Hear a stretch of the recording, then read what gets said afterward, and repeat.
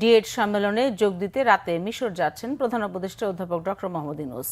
দেশটির প্রেসিডেন্টের আমন্ত্রণে রাত 1টায় ঢাকা ছাড়বেন তিনি। বিকালে ফরেন সার্ভিস একাডেমিতে ব্রিফিংয়ে তথ্য জানানো হয়। Deputy press secretary Azad Majumdar জানান, প্রধান উপদেষ্টা তারুণ্যের শক্তি ও সম্ভাবনা নিয়ে কাজ করছেন। তার এই সফর বৈশ্বিক ফোরামে বড় পরিসরে কাজ করার সুযোগ তৈরি করবে। ব্রিফিংয়ে প্রধান উপদেষ্টার প্রেস সচিব শফিকুল আলম জানান, বিশ্ববিদ্যালয় মঞ্জুরি কমিশনের নাম পরিবর্তন করে বিশ্ববিদ্যালয় কমিশন করা হবে। শিক্ষা খাতে ঘুষ, বাণিজ্য, দুর্নীতি বন্ধে ধাপে ধাপে কাজ করবে সরকার।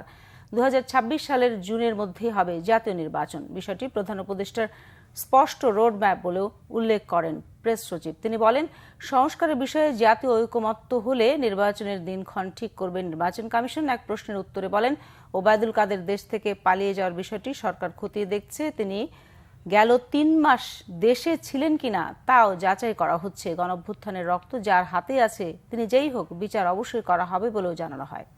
খুব স্পষ্ট রোডম্যাপ দেওয়া হয়েছে, ঠিক না? যদি মানে কম রিফর্ম হয় সেক্ষেত্রে মানে আপনি দেখেছেন যে ডিসেম্বরের মধ্যে হতে পারে। উনি একটা আলোকপাত করেছেন। আর এক্সাক্ট ডেট কি, এটা তো সত্যিকার অর্থে অনেক ক্ষেত্রে এটা ডিপেন্ড করবে রিফর্মের উপর। বাট উনি একটা মানে টাইম একটা দিয়ে দিয়েছেন। এর চেয়ে আর ক্লিয়ার রোডম্যাপ আর কি হতে পারে?